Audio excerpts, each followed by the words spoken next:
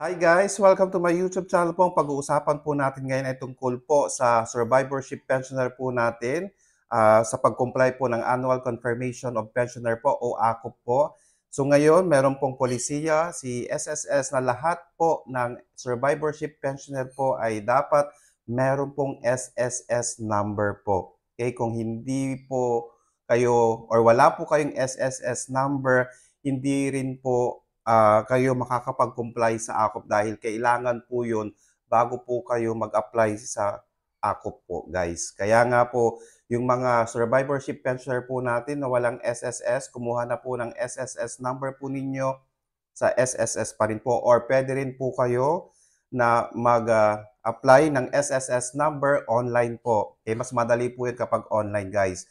At saka po kayo mag-file ng inyong AKOP or Annual Confirmation of Pensioner po.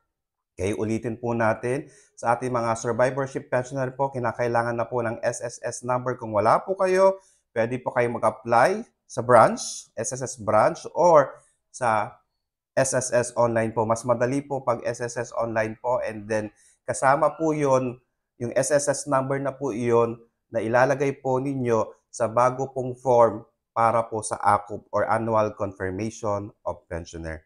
Sana po nakatulong po ako. Please do not forget to subscribe, like, and share para po lagi po kayong updated sa ating mga videos. Maraming salamat po and stay safe. Bye-bye!